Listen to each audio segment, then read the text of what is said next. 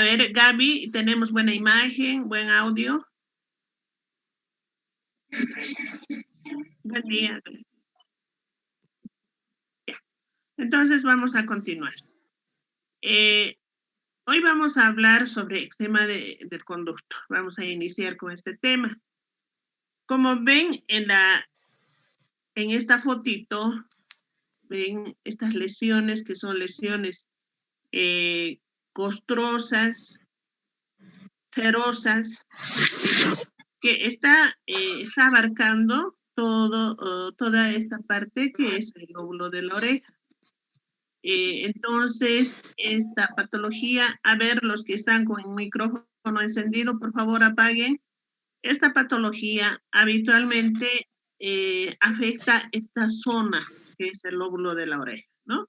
Y luego las lesiones pueden avanzar hacia la concha del conducto, del pabellón auricular.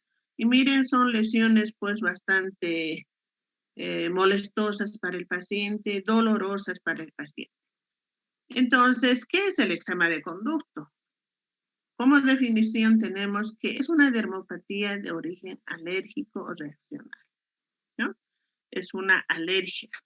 La causa, o sea, la etiología es secundaria a un terreno eczematoso o alergenos irritantes. ¿Qué quiere decir esto?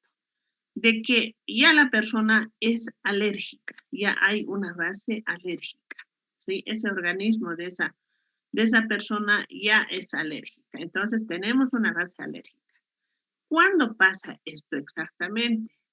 Especialmente en las mujeres, aunque no podemos decir es de exclusividad de las mujeres.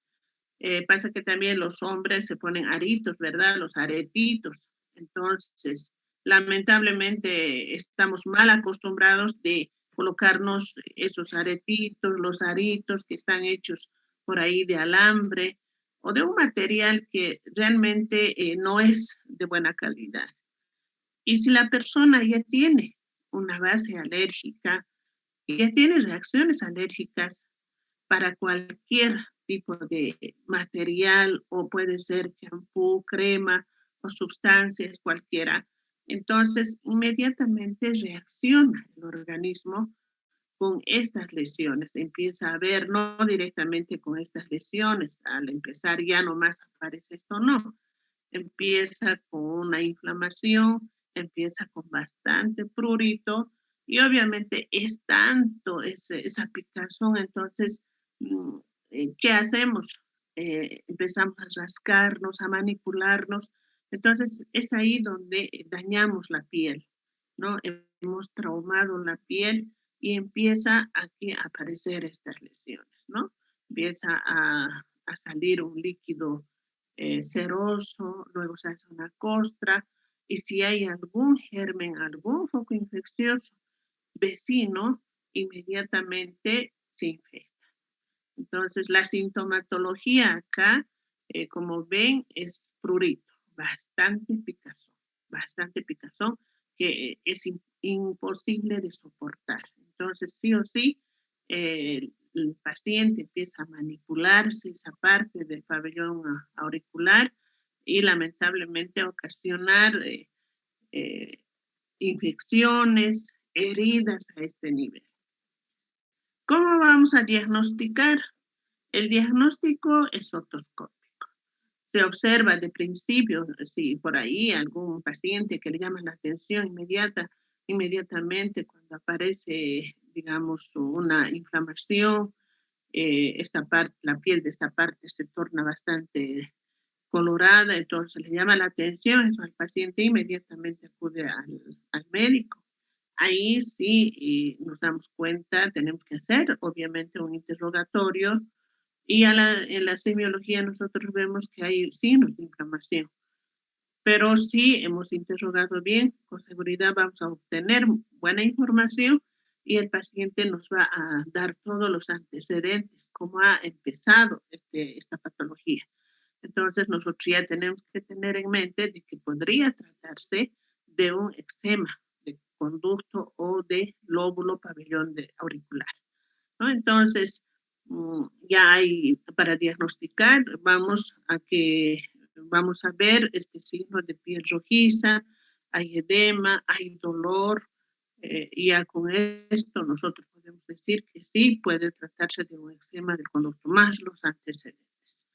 Exámenes complementarios, no vamos a, no tenemos exámenes complementarios específicos como para decir, hágase una radiografía, hágase un laboratorio, no vamos a obtener, a no ser que un laboratorio, por ejemplo, sacamos muestra y mandamos al laboratorio a cultivar con el fin de saber qué tipo de germen es el que está provocando, en caso de que ya sea una sobreinfección. Sobre esta alergia puede haber, como les dije, puede haber un germen que provoque una infección, una sobreinfección, una complicación. Entonces, en ese caso sí, sacamos la muestrita, mandamos al laboratorio y ahí nos van a identificar el germen y también nos van a dar el antibiótico, con qué antibiótico nosotros podemos hacer el tratamiento, ¿sí? Pero así de inicio, si no hay muestra, imposible de hacer un cultivo antibiótico. Tiene que haber muestras sí o sí para hacer un cultivo antibiótico. ¿Cuál es el tratamiento? Aquí habla de aspiración de secreciones. Sí, como ven acá en esta foto, las lesiones han abarcado hasta conducto, ¿sí? Han abarcado hasta conducto, probablemente algunas lesiones están dentro del conducto y, y hay secreción. Entonces, esta secreción hay que sacar. En ese caso, donde sí haya secreción dentro del conducto, nosotros podemos hacer aspiración de secreciones. Aspiración, hacemos una limpiecita, dejamos limpio, vacío el conducto y el tratamiento por vía sistémica, vía oral, es con antihistamínicos, como habíamos dicho. Hay bastante prurito, hay bastante picazón, entonces el paciente va a seguir, si no calmamos ese síntoma, el paciente va a seguir lastimando, va a seguir manipulando esta zona y probablemente provoque heridas más grandes, ¿verdad? Entonces, en este caso hay que evitar esa sintomatología, hay que disminuir ese prurito y entonces el paciente ya no va a poder manipularse, ya no va a hacer, ¿no? Porque no hay el síntoma de esa picazón tan fuerte. En caso de que haya sobreinfección, sí o sí hay que hacer antibioterapia, porque si no, no va a salir. Este problema se puede hacer más grande, abarcar todo el pabellón auricular, ingresar a conducto y provocarnos, además de otitis externas, provocarnos una otitis media, ¿verdad? Entonces hay que tratar de evitar eso y curar en el momento. El diagnóstico oportuno siempre es bueno en toda patología. El diagnóstico oportuno y obviamente ya les había dicho, no solo es diagnosticar, sino también el tratamiento tiene que ser oportuno. Diagnosticamos y el tratamiento tiene que venir inmediatamente. Entonces, para eso, ¿qué es lo que debemos saber? ¿Qué medicamentos vamos a utilizar? Dependiendo de la patología, ¿verdad? En esto estamos, la clínica, el interrogatorio, la información que el paciente nos está dando, nos dice que sí puede ser un eczema de conducto. Y algunas veces ya el, el interrogatorio y la semiología nos da un 80-90% de diagnóstico. Ya no hay necesidad, como en este caso, de hacer un examen complementario. Entonces ya tenemos directamente que pensar en hacer un tratamiento. ¿Qué vamos a utilizar? Hay bastante picazón, el paciente está muy afectado con ese síntoma, entonces, ¿qué tenemos que pensar? Bueno, daré un antihistamínico, con esto voy a calmar esa molestia. A ver, Gutiérrez Silva Fernando, ¿qué antihistamínico podemos utilizar en este caso? Gutiérrez Silva Fernando Mauricio. No está presente, ¿no? Falta. Gómez Hidalgo Caterín. ¿Qué antihistamínico podemos utilizar en este paciente con esa picazón, con ese prurito? De origen alérgico, obviamente, ¿no? Gómez Hidalgo Caterín. Falta, tampoco está. Flores Benavides Barinia.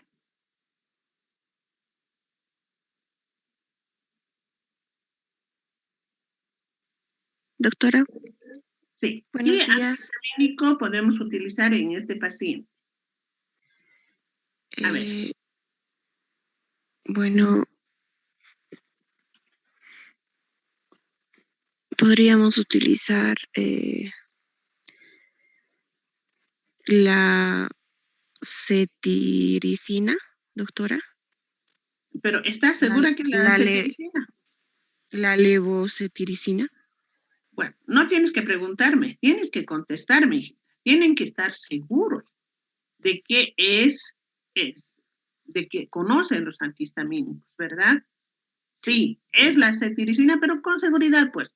Mira, yo te pregunto y tú me respondes con otra pregunta. Bueno, Sí, no. doctor. Es la cetiricina y la levo. Puede ser cetiricina, levocetiricina, clorfeniramina, loratadina, desloratadina. Entonces, hay muchos antihistamínicos. Cualquiera de esos podemos nosotros elegir. A ver, ya hemos hecho las anteriores clases.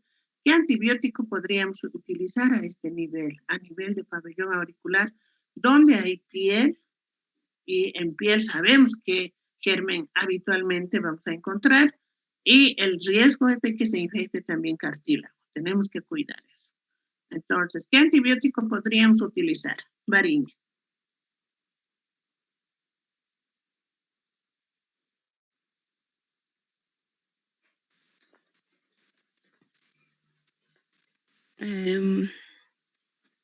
Podríamos utilizar la amoxicilina, doctora.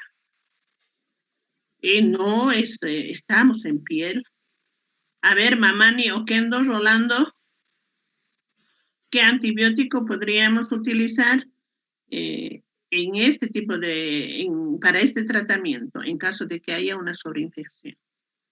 Buen día, doctora. Buenos días. Podemos usar la penicilina sódica. O sea que, ¿cómo qué tipo? ¿Es intrahospitalario o es ambulatorio el tratamiento que quieres hacer? Perdón, doctora, me he confundido. ¿Cómo? ¿El tratamiento que quieres hacer es intrahospitalario o es ambulatorio? Intrahospitalario, doctora. Pero ¿será que amerita esta patología internar al paciente? Eso No, también doctora. tienen que ver. Eso No, tiene que ambulatorio, doctora. ambulatorio, porque ahora, a no ser que que esta patología se complique grave, que afecte el estado general del paciente, que haya deshidratación, porque el paciente por este problema no se alimente bien, se esté deshidratando todo, en ese caso sí aceptamos, dependiendo del estado general del paciente. Pero si el paciente ha ido a los 3 días, está más o menos como en esta foto, las lesiones, entonces no amerita pues internarlo al paciente, no amerita, porque si no, ¿qué van a decir del profesional, verdad? Entonces, con seguridad vamos a hacer en en estas lesiones, vamos a hacer un tratamiento ambulatorio. Y para un tratamiento ambulatorio, ¿qué antibiótico vamos a utilizar? A ver, Mendieta Acuña Beatriz. Sí, doctora. ¿Cómo? Podría ser la amoxicilina, doctora. No, pues ya hemos dicho, la amoxicilina es una de las penicilinas, de la familia de las penicilinas, pero estamos frente a piel. ¿Y en piel qué germen habitualmente vamos a encontrar? A ver, Holguín, Catata, Caterín. Chicos, ya hemos hablado en las anteriores patologías. En piel vamos a encontrar siempre ¿qué germen? El estafilococcus aureus, doctora. El estafilococo. ¿Y el estafilo será sensible a las penicilinas? No, doctora, tendríamos que utilizar cefalosporina. Puede ser cefalosporina, ¿verdad? Puede ser cefalosporina. Bueno, entonces elegiremos una cefalosporina y luego para cubrir lo que es cartílago también, ¿verdad? Entonces, en caso de que haya, a ver qué cefalosporina podríamos utilizar. Quispe Fernández, Walter. ¿Qué cefalosporina? ¿Cuál? Una cefotaxima. ¿En qué viene la cefotaxima? Presentación de En ampollas, doctora. ampolla de cuánto? De 1 gramo. De 1 gramo. ¿Cada cuánto? En este paciente, ¿cada cuánto estarías haciendo colocar la cefotaxima? Cada 6 horas. ¿Qué vía? Endovenoso, doctora. No. Cada 6 horas vía endovenosa sin vía, sin solución. ¿Te gustaría a ti que te pinchen cada 6 horas, aunque sea intramuscular? Cada 6 horas te gustaría. Y endovenoso, ¿no vamos a dañar esas venas cada 6 horas? Colocando en boló. ¿Verdad? Por favor, piensen antes de hablar. No es cuestión de lanzarlo y hablar cualquier macana. Entonces uno tiene que tener criterio, además que han debido aprobar. ¿Has aprobado farmacología? Sí, doctora. ¿Y cómo has aprobado? Si no sabes ni cómo se coloca. Entonces, por favor, hay muchas cosas que nosotros tenemos que hacer observaciones. Hay médicos generales que hacen colocar cefotaxima, una ampolla vía intramuscular profunda cada 12 horas. Pero esa no es la dosis que corresponde. No es la vía acertada. La cefotaxima generalmente se utiliza vía endovenosa, pero con paciente internado, intrahospitalario, porque aprovechamos la solución que está entrando para colocar en bolo, ¿verdad? Y ahí sí se puede poner cada 8 horas, pero en bolo ya hay una vía, no tenemos que estar pinchando cada 6 horas esa vena, cualquiera sea, digamos, en una puesta hacemos en el brazo derecho, en la otra el brazo izquierdo, pero de todos modos estamos manipulando esa vena que luego puede haber una flebitis y eso es grave, ¿no? Entonces hay que conocer por qué vía vamos a administrar cada medicamento, ¿no? Entonces, dentro de las cefalosporinas tenemos por vía oral. A ver, ¿quién me puede decir vía oral para utilizar?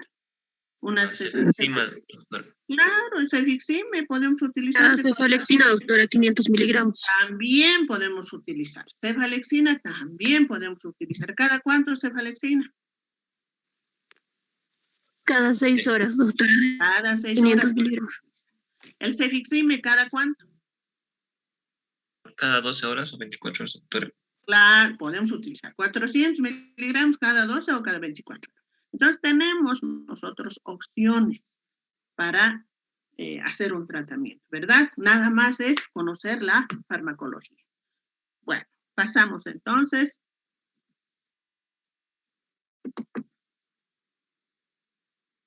Vamos a hacer lo que es otomicosis. También esta patología es bastante frecuente. ¿Por qué?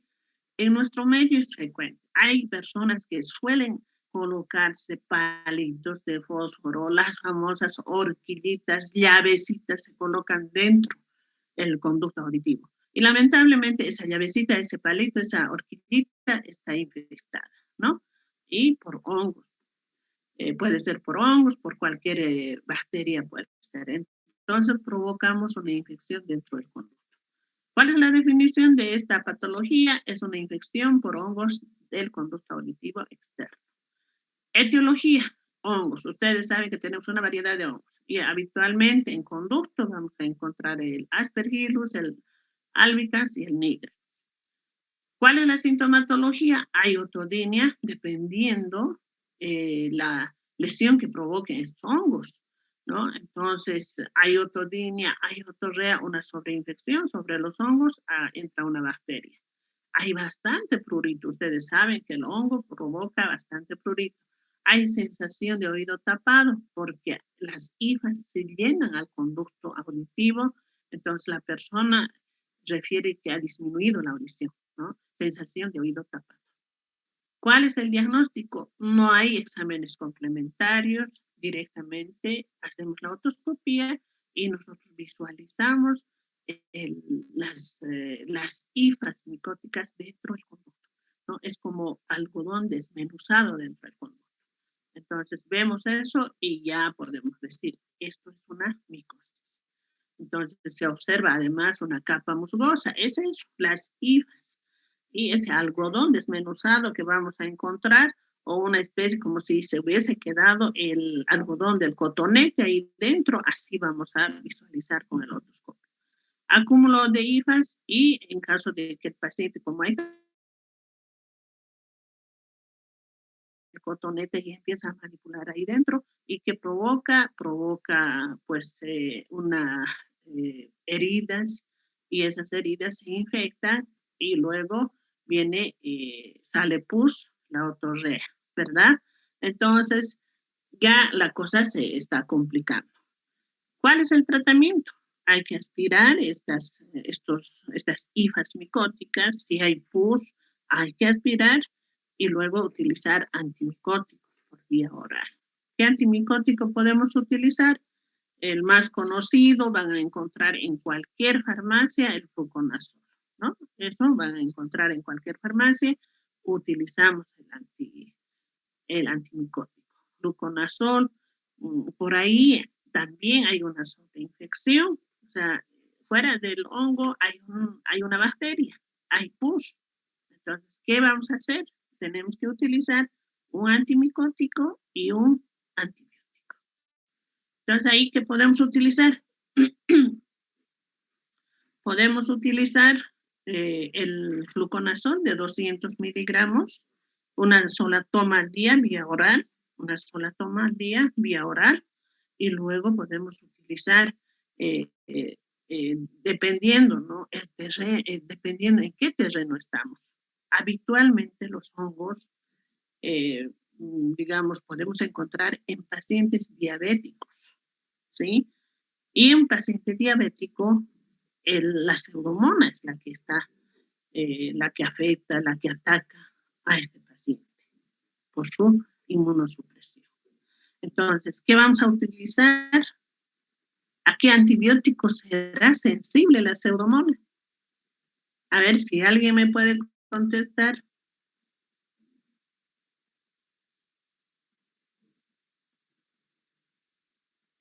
¿A qué antibiótico será sensible la pseudomona? Que luego tenemos otra patología específicamente de este tipo de pacientes. Pero si hay hongo, uno, por manipulación, otro, por el terreno, por la persona, por la enfermedad de base de la persona, puede haber una pseudomona. Entonces, todo eso tenemos que ver. Nosotros, al hacer la semiología, tenemos que interrogar, tenemos que preguntar si este paciente tiene enfermedades de base, qué enfermedades. Eso es importante para nuestro tratamiento y para el uso de antibióticos. Entonces, si hay pseudomona, tenemos que utilizar la pseudomona. ¿Es sensible a qué? A ver, alguien que me diga,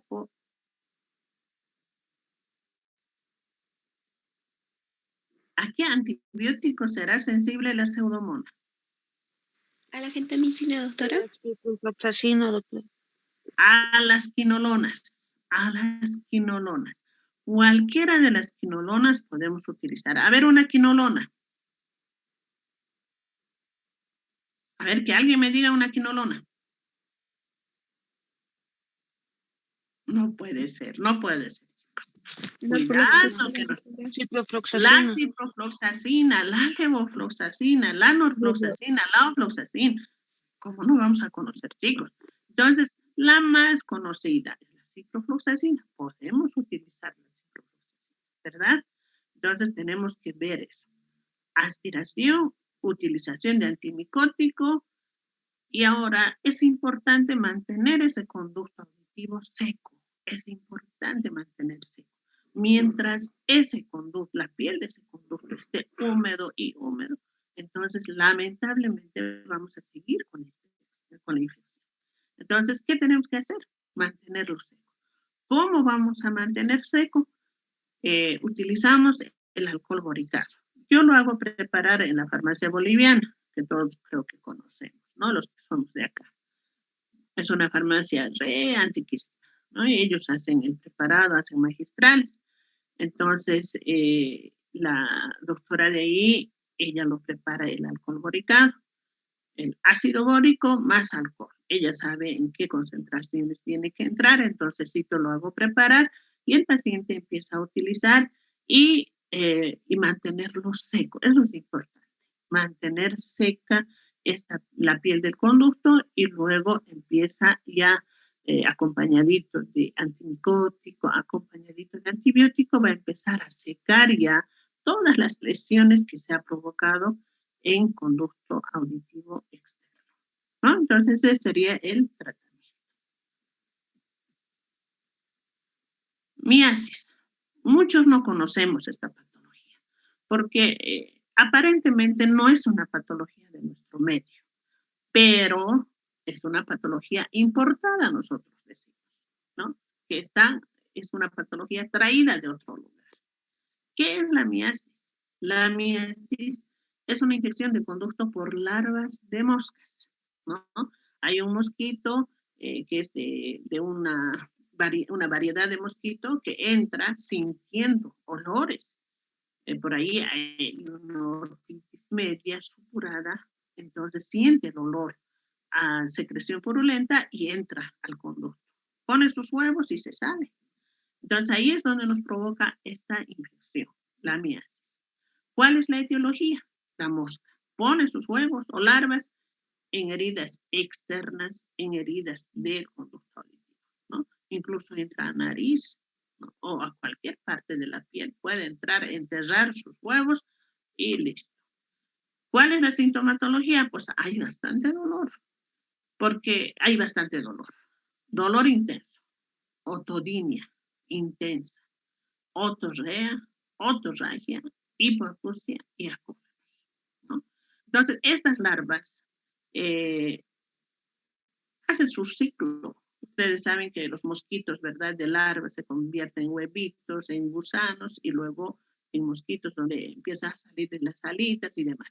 Entonces, todo este ciclo pasa dentro del conducto auditivo externo, ¿no? Entonces, ya al convertirse en gusanos, ya empieza a tener la persona y empieza a tener la sintomatología, las molestias, porque estos gusanos van a querer alimentarse y empiezan a dañar la piel del conducto. Y así van avanzando hasta la membrana timpánica. Inclusive perforan la membrana timpánica, entran a la caja timpánica, hacen estragos con los huesecillos, con la mucosa de la caja timpánica. Entonces, es pues una patología bastante peligrosa porque lamentablemente al perforar la membrana timpánica ya está provocando una hipoacusia.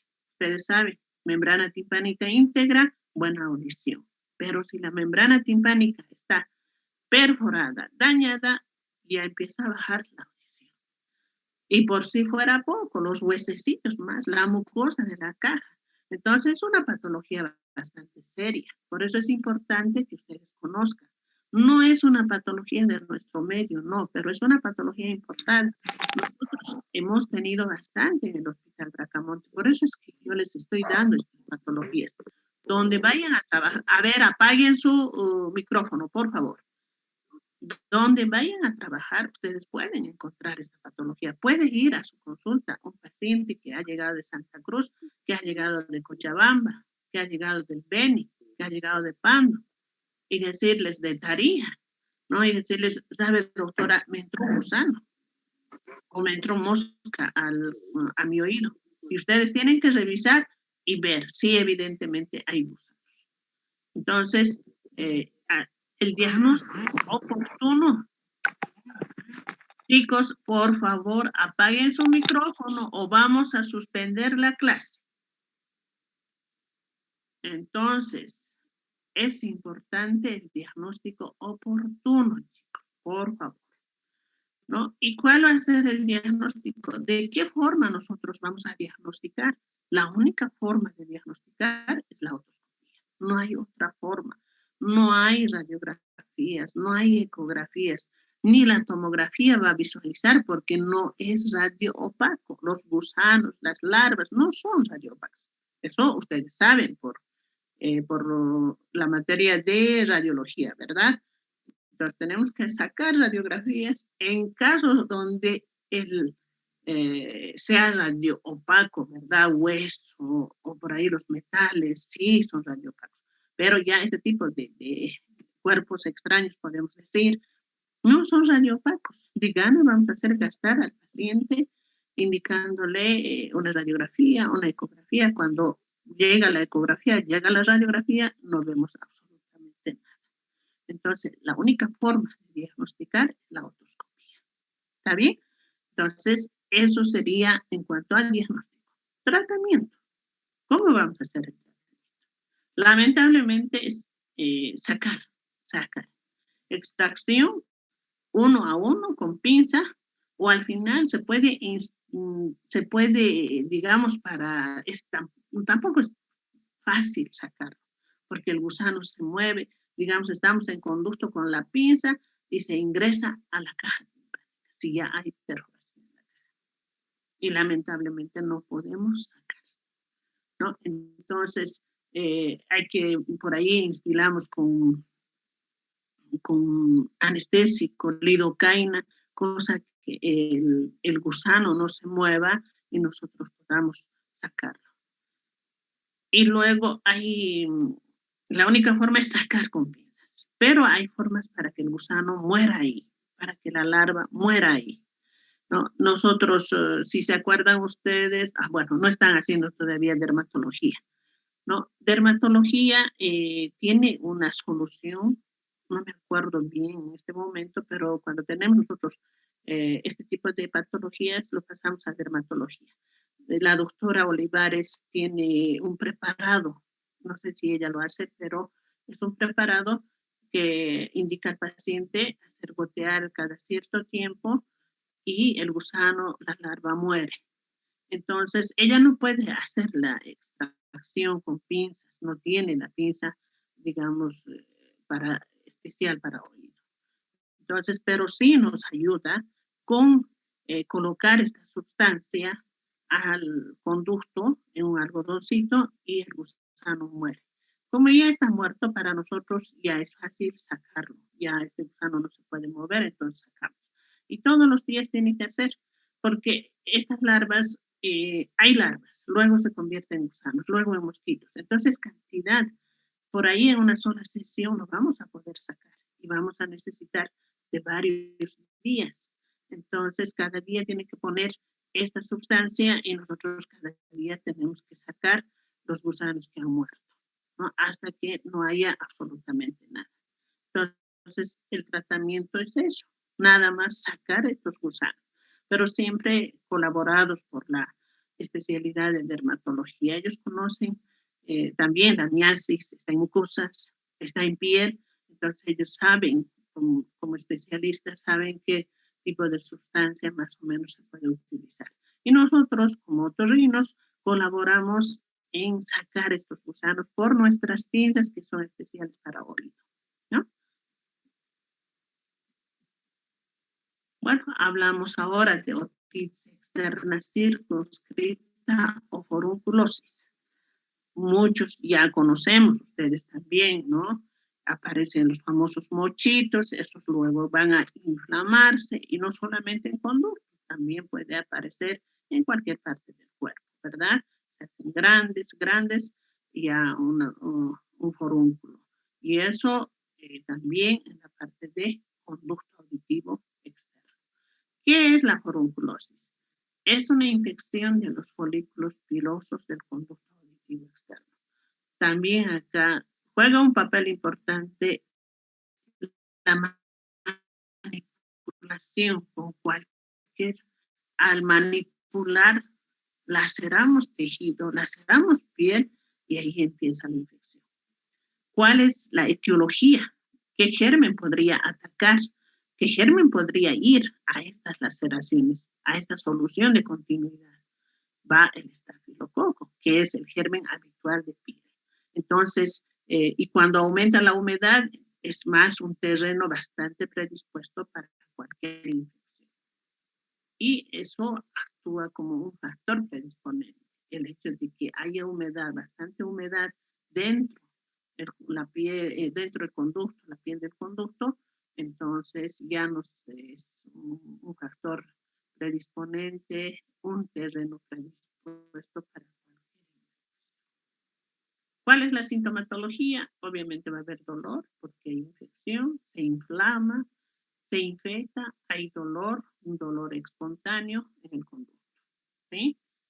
¿Y cómo vamos a diagnosticar? No hay otra forma de diagnosticar más que la otoscopía.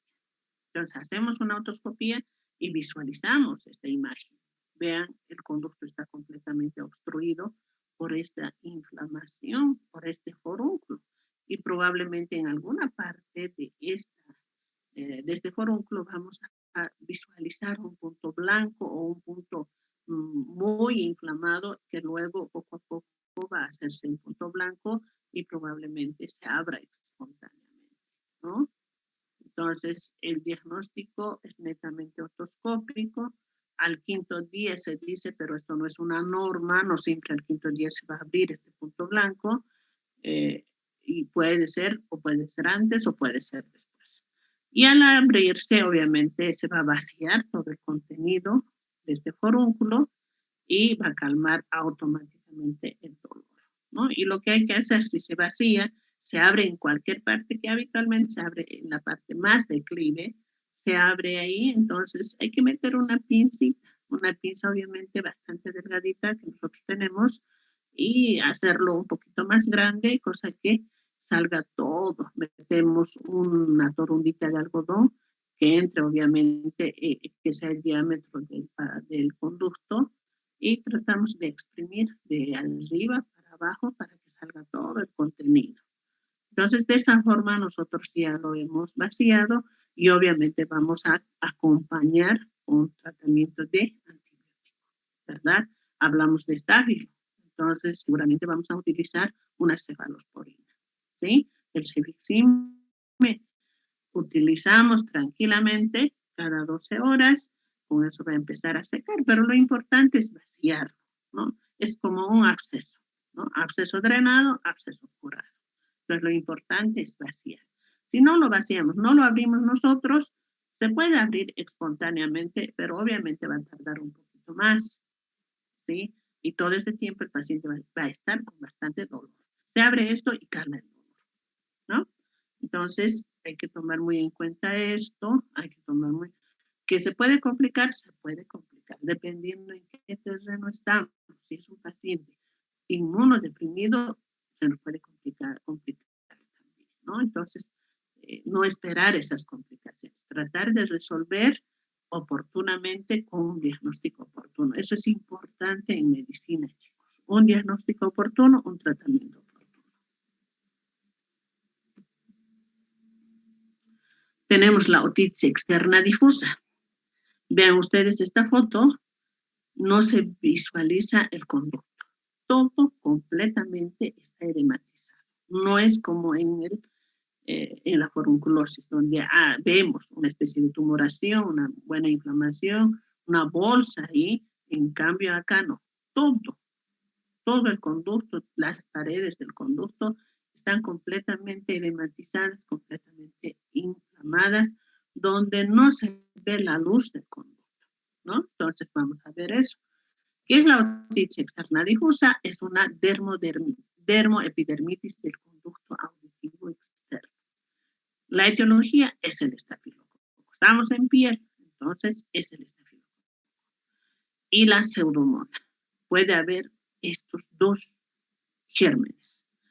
Factores predisponentes. Más comunes, la maceración de la piel. Y cuando hay maceración de piel, cuando el estado general del paciente es comprometido en una inmunosupresión. ¿Qué quiere decir esto? Que un diabético puede darnos este tipo de patología. ¿Cuál es la sintomatología?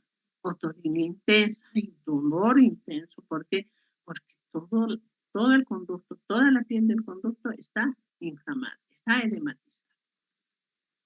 Hay otorrea, hay fiebre porque es infección y obviamente nos va a dar una hipoacusia de tipo conductiva. ¿Por qué? Porque todo el conducto está obstruido, ¿no? Entonces, con esa sintomatología va a ir el paciente a la consulta. ¿Cómo vamos a diagnosticar? Igual acá, no hay forma de diagnosticar. Probablemente laboratorialmente podemos diagnosticar para ver qué tipo de germen es, pero ya para visualizar si es que todo el conducto está afectado, una parte del conducto, pues no hay nada, no se hace ecografía, no se hace radiografía. Entonces el diagnóstico es netamente otoscópico, ¿no? Y vemos el edema, vemos la otorrea, ¿no? Y acá lo que les menciono, esto que también va a ser algo nuevo para ustedes, otorrea fétida en este conducto. ¿Por qué? Si hay pseudomonas, la otorrea es fétida, chicos. Así de simple. Nosotros ya no necesitamos algunas veces hacer un cultivo antibiograma de la secreción para saber qué germen es. No, simplemente nos acercamos un poquito al paciente y por ahí una limpiecita con algodón y sentimos el olor fétido. Eso ya es ojito cerrado, es una pseudomona. Entonces ya inmediatamente no esperamos el resultado. Por ahí sí mandamos al laboratorio, pero no esperamos el resultado del laboratorio, sino directamente ya empezamos con el tratamiento. ¿Y el tratamiento qué va a ser? Como hace un momento hemos comentado, la pseudomona, ¿a qué antibiótico es sensible? ¿Qué antibiótico puede matar a esta pseudomona? A ver, si alguien se acuerda.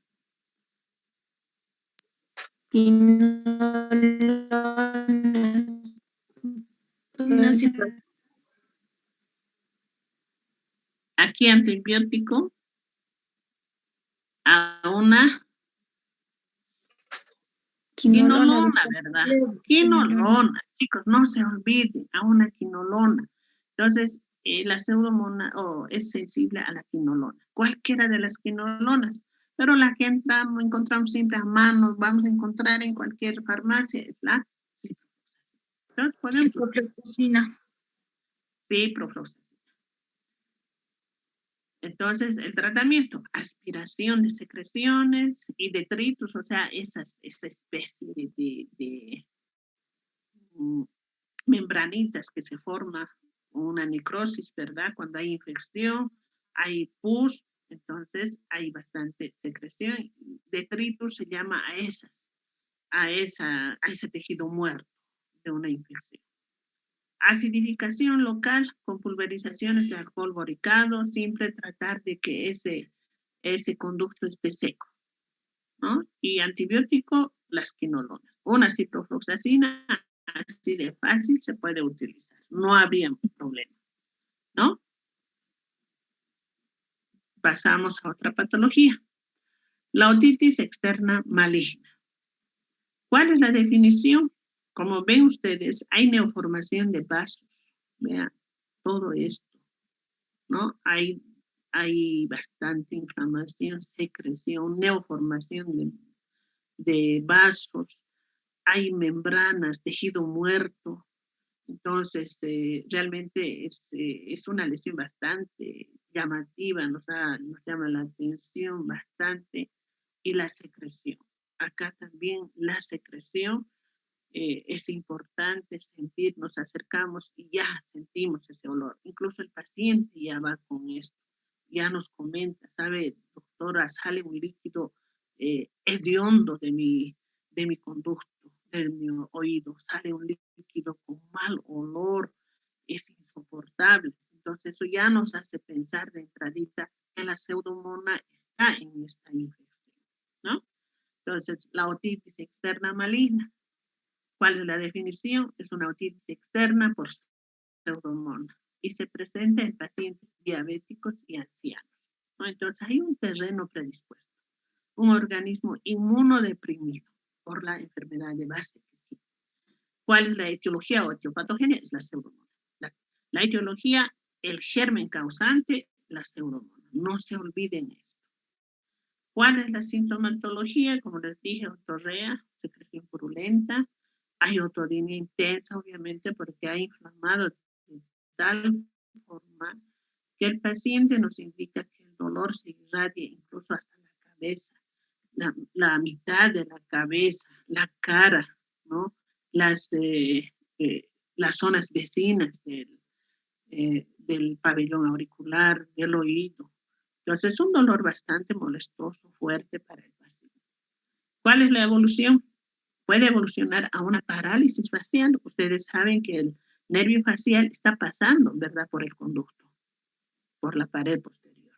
Entonces puede afectar al nervio facial y provocar una parálisis facial periférica, ¿no? Un solo lado se puede paralizar y aquí se afecta los párpados, el ojo se queda, los párpados se quedan inmovilizados, la mitad de la boca, la mitad de los músculos de la cara, de la nariz, entonces una parálisis facial periférica. ¿Cuáles son las complicaciones? Como estamos frente a un organismo inmunodeprimido, puede tranquilamente darnos una sepsis. Puede ser primero empezar con una septicemia endocraniana y luego una sepsis generalizada, porque estamos frente a un organismo inmunodeprimido. Por eso, para ustedes como médicos generales, lo único que les toca a ustedes, lo único que les toca es hacer una otoscopía y acordarse de estas patologías y decir, no, yo esto no hago ni tratamiento. ¿Para qué ustedes se van a jugar? ¿Para qué? Lo único que tienen que hacer, vaya al especialista. Orientar al paciente. Uno, que tiene que ir lo más antes posible, antes de complicarse. Otro, orientar dónde tiene que ir, ¿no? Porque no pueden ustedes como médicos generales no orientar al paciente. Decirle, mire, usted necesita un tratamiento con especialista. ¿Y cuál es la especialidad? Otorrino, ¿no? Y además, nosotros ya cuando nos llega, este paciente no solamente está para la especialidad de otorrino, sino que también está para la especialidad de endocrino, si es que hay endocrino en la institución, un endocrinólogo, o de lo contrario, por lo menos un médico internista tendría que hacerse cargo y estabilizar los valores de glicemia, ¿verdad? Porque si ese azúcar va a seguir alto, no va a bajar, por más que utilicemos un montón de antibióticos, no va a pasar nada. Y lo mismo, el germen puede provocar una hiperglicemia. Entonces, tiene que ir paralelo. Mire, hacer el tratamiento para bajar el azúcar y hacer el tratamiento con antibiótico para que el antibiótico mate al germen y el germen no esté provocando una hiperglicemia. Entonces, siempre nosotros hacemos eso. Nos llega un paciente de este tipo, inmediatamente convocamos a medicina interna o endocrinología o pedimos interconsulta y ellos ya tienen que hacer todo para que este paciente vaya a su azúcar, ¿no? Hacer un tratamiento para la diabetes. Entonces, siempre es un tratamiento, digamos, por varias especialidades, ¿no? No es netamente, el dueño no es, de ese paciente no es en la especialidad de otorrino, no, sino que tenemos nosotros que hacer interconsultas. Entonces, el tratamiento, aspiración y resección de granulación, si es que hay tejido muerto, una especie de membranas necrosadas, tenemos que sacar todo esto. Acidificar, mantener lo más seco posible el conducto con ácido bórico, ¿no? O alcohol boricado. Y luego hacer la antibioterapia con quinolonas. Ya hemos dicho, la pseudomona, no se olviden, estamos hablando de la pseudomona. Estamos repitiendo varias veces que la pseudomona es sensible a las quinolonas. Por lo tanto, ese paciente tiene que recibir quinolonas. Ahora, nadie pregunta, ¿verdad? Nadie dice nada. ¿Qué tal si ese paciente es alérgico a las quinolonas? ¿Qué vamos a utilizar? ¿Verdad? Y nadie pregunta. O sea, lo que yo diga no es una norma. Lo que yo diga no es, sino ustedes tienen que averiguar con qué tipo de pacientes están, en qué tipo de terreno están trabajando. Eso es importante, ustedes tienen que averiguar. Usted es alérgico a la ciprofloxacina, usted es alérgico a las penicilinas, usted es alérgico a la eritromicina, no, si es alérgico a los macrólidos, usted es alérgico a las quinolonas, no, porque el paciente no conoce eso, pero sí podemos especificar tomado la ciprofloxacina o de entrada empezar a preguntar, ¿usted es alérgico a algún antibiótico? Y el paciente con seguridad nos va a decir, sí, yo soy alérgico a las penicilinas, en el caso de que sea. O nos dirá, soy alérgico a la ciprofloxacina, doctor, soy alérgico al cotrimoxazol. Entonces nosotros ya tenemos que salirnos pues de esta norma que estamos, no le digo es norma, es un tratamiento, una opción de tratamiento que estamos mencionando. Entonces tenemos que salir de esto y decir, no, pues este paciente es alérgico a las quinolonas, se supone a la ciprofloxacina, entonces no puedo utilizar en este paciente la ciprofloxacina. Utilizaré otro tipo de antibiótico que también nos sirve, las cefalosporinas, nos sirve. Entonces podemos hacer un combinadito con gentamicina, o sea, depende cómo podemos jugar con antibióticos, ¿no? Depende del terreno con el que estamos enfrente. Entonces, eso, chicos, no es una norma lo que yo les estoy dando. No es cuidado que vayan a decir, la doctora nos dijo que sí o sí hay que utilizar la ciprofloxacina. Pero en caso de que sea alérgico, esa ciprofloxacina, si ese paciente es alérgico, le puede provocar una alergia severa, un edema de Quincke y chao paciente, ¿verdad? Entonces, no. Hay que ver si es alérgico, hay otras opciones. Podemos utilizar. Obviamente no va a ser lo específico, pero tampoco podemos arriesgar la vida del paciente por hacer el tratamiento específico, ¿verdad? Entonces, hay otras opciones, otro combinado. Podemos buscar esquemas para este tipo de patología. Pero eso ya en sí, casi como les digo, no les corresponde mucho a ustedes. Ustedes lo que tienen que hacer es ver esto, hacer una otoscopía. Eso es importante, hacer una otoscopía. Visualizar qué tipo de lesión es. Ya, ustedes por ahí dicen, sí, era esto. Yo me acuerdo que era que la doctora nos habló de una otitis externa. Yo me acuerdo. Entonces, pero no sé exactamente, no estoy seguro de hacer con el tratamiento con qué antibiótico. Mejor mando a la especialidad. Y listo, ustedes han cumplido con eso. Pero por lo menos traten de diagnosticar oportunamente y transfieran al paciente oportunamente, que eso es lo que les corresponde a ustedes. Pseudotumores y quistes sebáceos. Como ven acá, hay estas lesiones que son falsos tumores, pseudotumores, falsos tumores. Quistes sebáceos, vean acá hay una tumoración pequeña, blanca, es sebo ahí dentro. Entonces podemos encontrarnos con este tipo de patologías.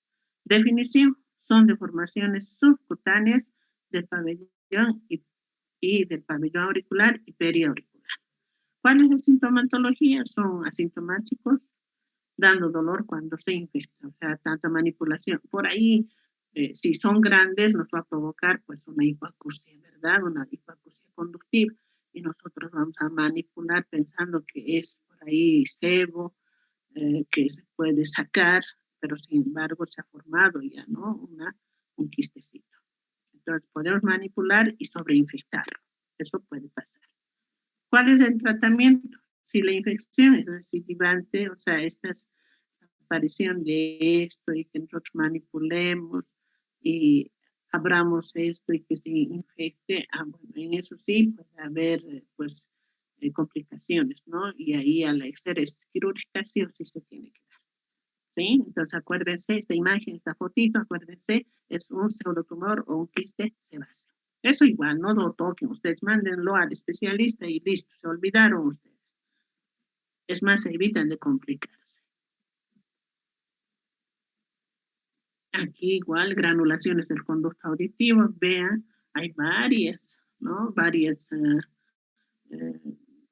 tumorcitos, varias lesiones tumorales.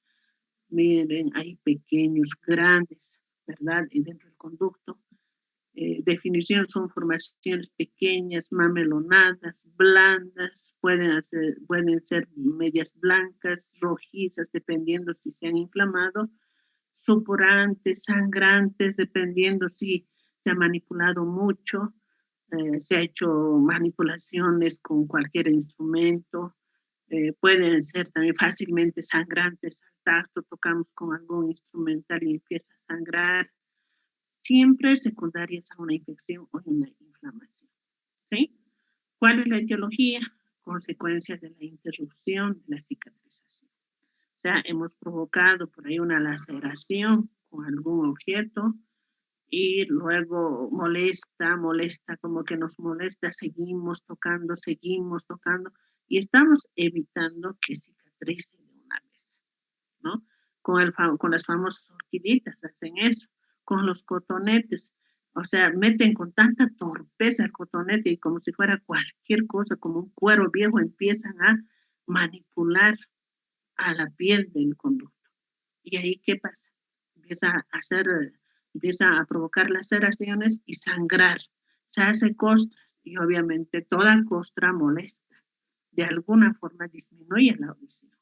¿Y qué hace el paciente? Otra vez se coloca horquillitas, trata de sacar esa costra y lo saca. Está evitando que haya una buena cicatrización. Entonces está interrumpiendo esa cicatrización. Otra vez hace sangrar, otra vez hace sangrar. Entonces ahí donde se forma este tipo de lesiones. ¿Cuál es el tratamiento?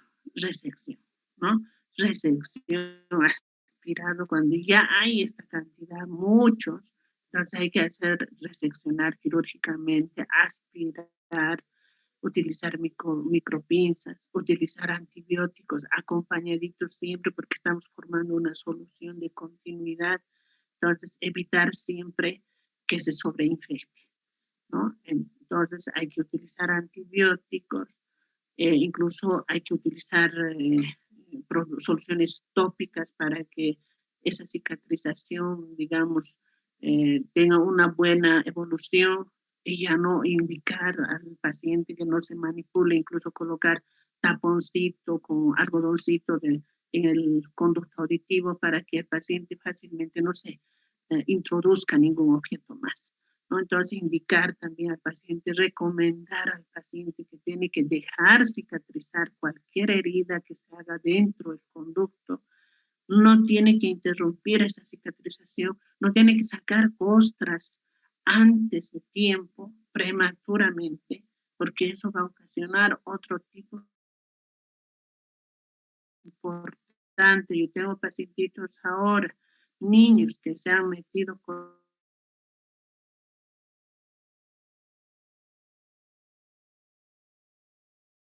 acusia leve, obviamente, pero siempre el niño o la persona dice, me molesta, no escucho clarito, va a pasar eso, pero si seguimos tocando, queriendo sacar la costa antes de que cicatrice, pues nos vamos a ocasionar a que se nos complique a estas granulaciones, ¿no? Entonces eso es importante recomendar. Tumores benignos, osteomas. Igual, vean ustedes, no van a ver en un osteoma, no van a ver pues el hueso saliendo por ahí, ya que se visualice el hueso. Siempre va a estar cubierto por piel, ¿verdad? Por eso probablemente ustedes van a pensar que es también siempre vamos a pensar que es un tumor. Dentro de esta piel no sabemos qué es, ¿verdad? Por eso se habla de pseudotumores, que puede ser un hueso, que puede ser un tejido, bueno, cualquier, ¿sí? Entonces, siempre tenemos que pensar y hablar de pseudotumores. Acá tenemos un osteoma, que está cubierto, obviamente, por piel del conducto.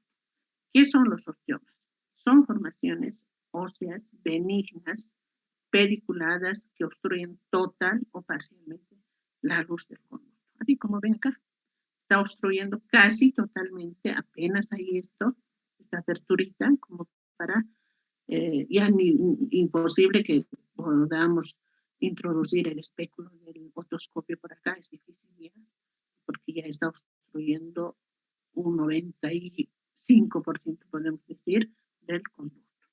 ¿Cuál es la sintomatología? Obviamente nos va a provocar una hipoacusia de tipo conductiva, ¿verdad? ¿Cuál es el tratamiento? No hay otra que la resección quirúrgica. Pero acá, no de entrada, pues nosotros sabemos que es un osteoma. No de entrada, vemos con el otoscopio, hay una tumoración y listo, decimos, esto es osteoma. No, es difícil hacer eso. Entonces, ¿qué vamos a hacer? Primero hay que estar seguros de que es osteoma. O también puede ser un tumor maligno o una tumoración, un absceso. Entonces, lo que hacemos es una biopsia, siempre. Entonces, sacar un pedacito, ustedes saben cómo se hace la biopsia, ¿no? Tomar muestra y llevar a anatomía patológica.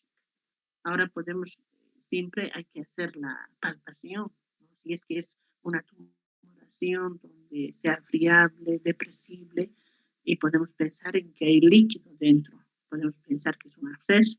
Entonces hacemos punción aspiración y bueno, ahí vamos a ver si es. En este caso, por ejemplo, a la palpación ya vamos a palpar un tumor, una tumoración dura. Con eso podemos pensar, siempre hay opciones, ¿verdad? Podemos pensar de que es hueso el que está ahí, porque hemos tocado algo duro. Entonces, hacemos nomás sacamos nomás una biopsia, ¿sí? De varios lugarcitos y mandamos a anatomía patológica. Sí, obviamente vamos a tocar algo duro. Y al tocar y al hacer la biopsia misma, vamos a sacar, ¿no? La parte, esa capa del hueso, vamos a sacar. Y eso nos va a decir, sí, esto es un osteoma.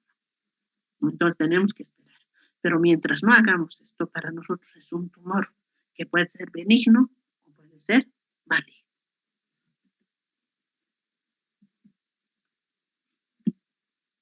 Aquí ya tenemos tumores malignos.